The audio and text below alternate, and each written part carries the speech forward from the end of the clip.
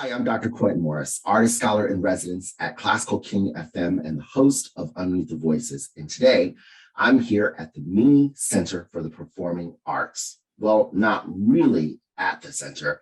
I'm here at home, but still virtually I'm here. And I have the distinct honor and pleasure of welcoming and introducing one of the upcoming artists who will be performing on your concert series.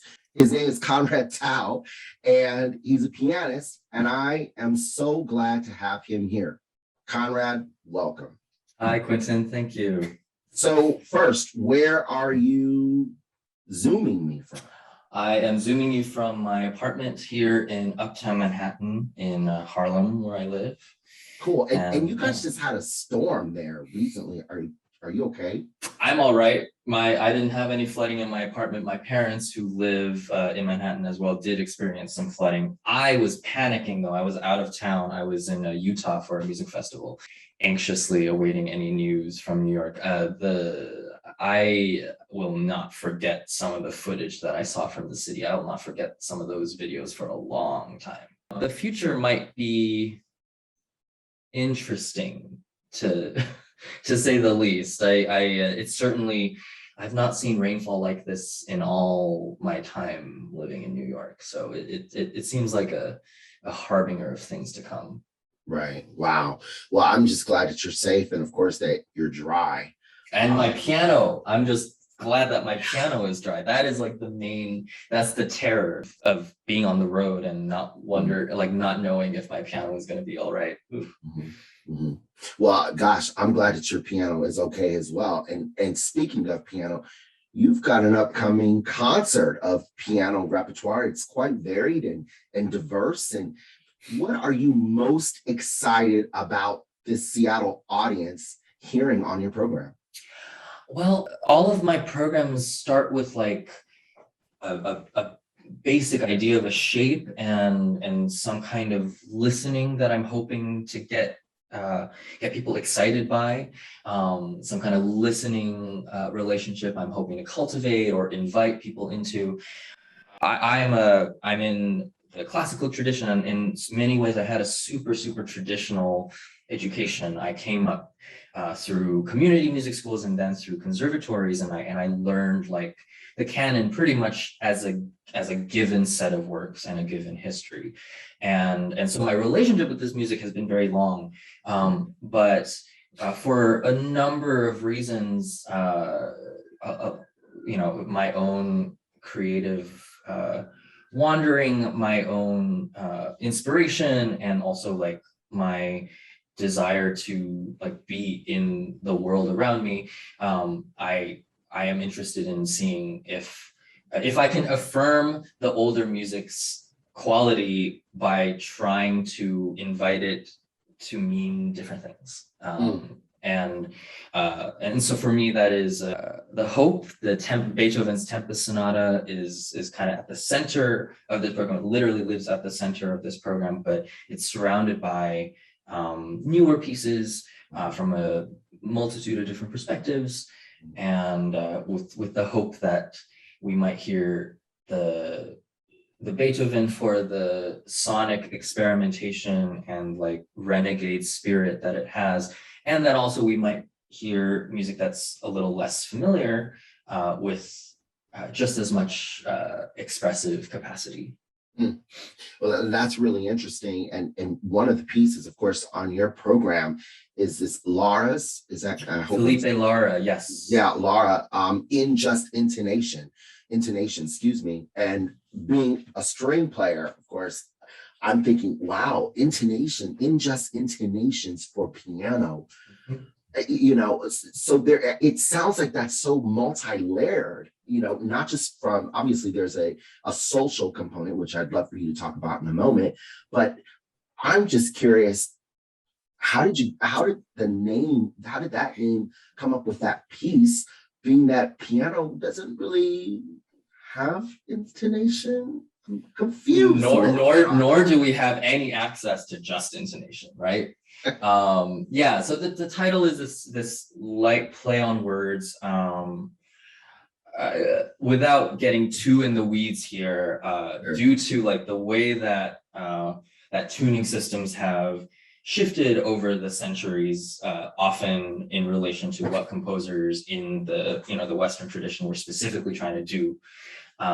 We in general across the European classical tradition, but I would say that piano in some ways is like the most hemmed in.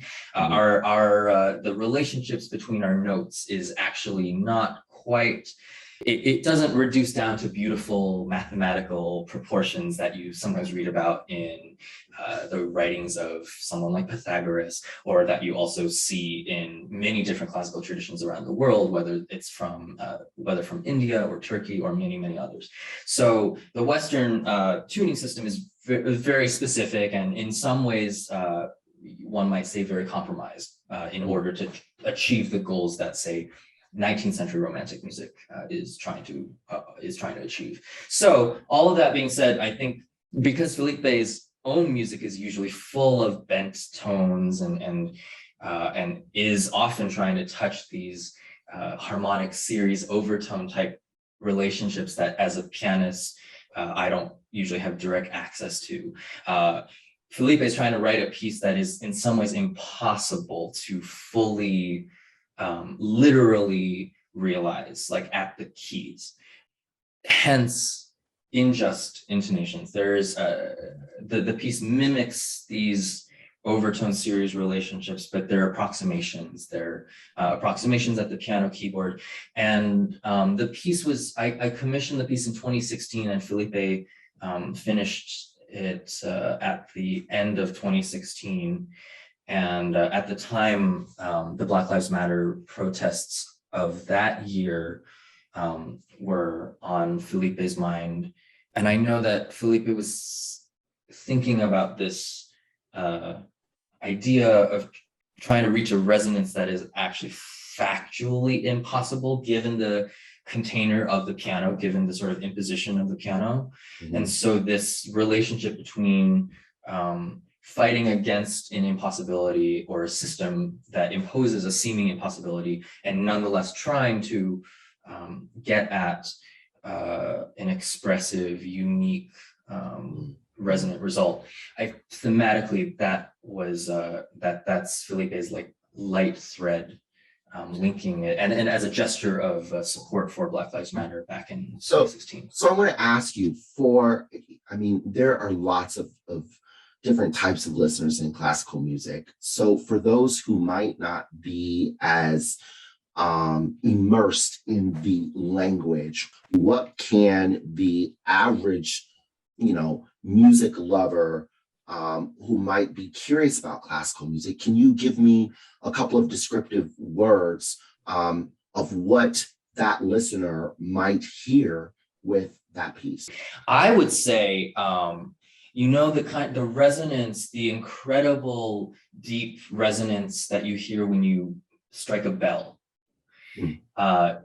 is a kind of resonance that normally as a pianist, we don't totally have access to. This kind of richness of sound of of a bell toll. Let's use that as an example. And so Felipe's piece tries to take the piano into that realm. That's what I would say. Cool. So what piece are you most excited, and what piece are you most kind of, anxious or nervous to perform on this concert?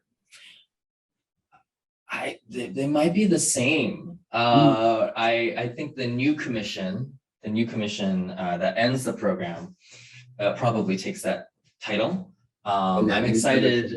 That new commission still does not have a title, and it remains to be seen if there will be a title.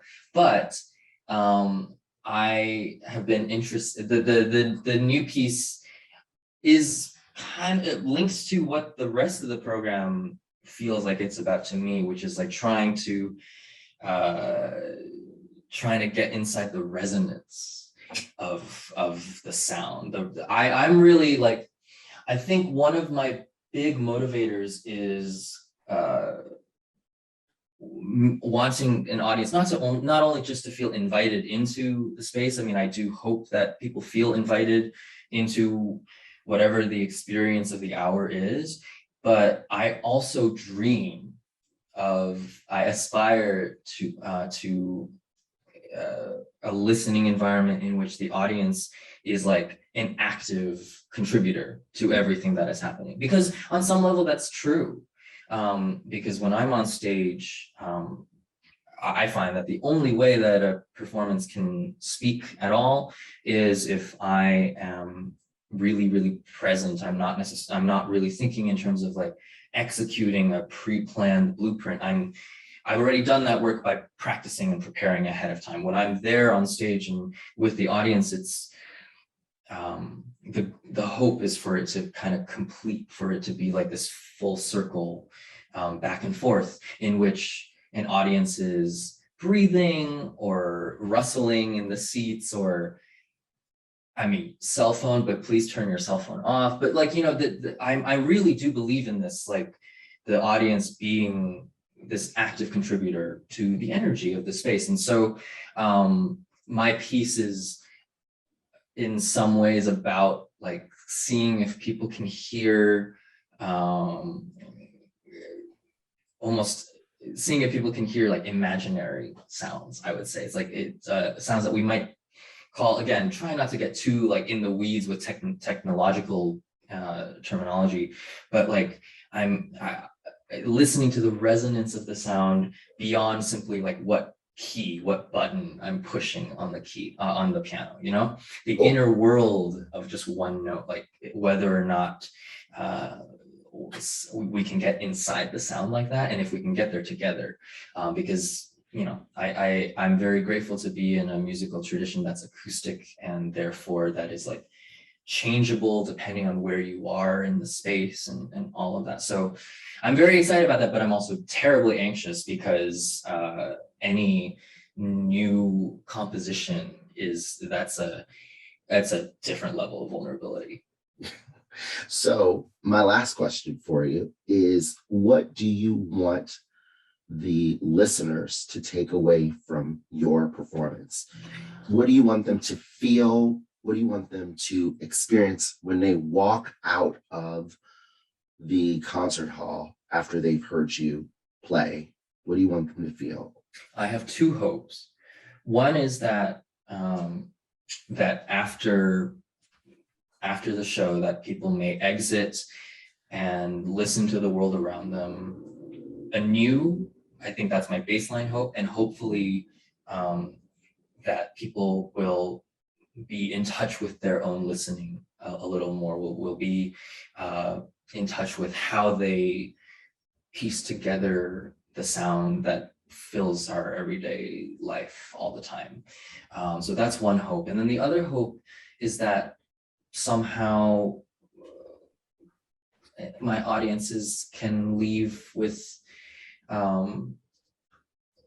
slightly challenged notions of the default. I hope that if audiences come in with a specific idea of what a piano sounds like, I hope that I may be able to offer something that challenges that preconception, because that is what motivates me personally. It's what's motivated me in my life. It's what I value about not being straight and white is that in this, you know, historically European tradition, I find it quite a gift to have this relationship with the work and repertoire that it isn't simply a easy inheritance, and the meaning of the repertoire is not completely set in stone, and I think that's such a gift. So I hope that some of that may come across as well. Wonderful. Well, it was a pleasure getting to know you a little bit. Thank you so much for taking the time to answer a couple of my questions. You all can watch Conrad live on Wednesday, October 13th at 7:30 p.m. at Meany Hall. Again, I am Dr. Quinton Morris, and I'm here with Conrad Tao, and thank you so much for joining us.